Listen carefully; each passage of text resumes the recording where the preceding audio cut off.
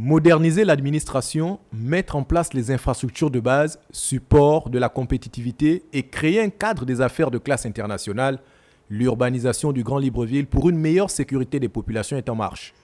Point n'est besoin de rappeler que le développement du Grand Libreville est fortement tributaire de la mise à jour du SDO qui doit plus que jamais être l'instrument de référence d'urbanisme prévisionnel afin de déterminer la destination générale des sols pour les 18 prochaines années.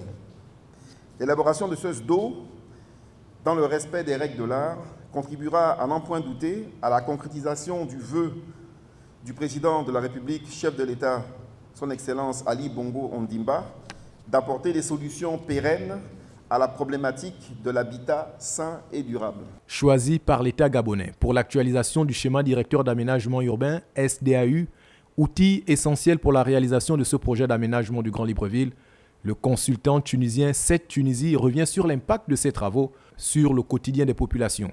Le problème du développement urbain est aussi un problème de sécurité des personnes. Donc le SDO, si je pense comme ça, un premier point d'intérêt pour les populations, c'est déjà que les populations puissent savoir dans telle zone, je sais que je vais pouvoir m'installer sans risque. Dans telle autre zone, attention, je sais qu'il y a du danger. Et donc ça, c'est un premier point d'intérêt direct pour les populations. Avec une croissance urbaine rapide et une population qui est passée d'environ 400 000 à 800 000 habitants aujourd'hui, Libreville abrite la majorité des infrastructures administratives et économiques du pays. Alors que son tissu urbain ne rime plus avec la croissance démographique alimentée par l'exode rural, il faut donc agir vite afin que Libreville et ses environs répondent aux standards internationaux.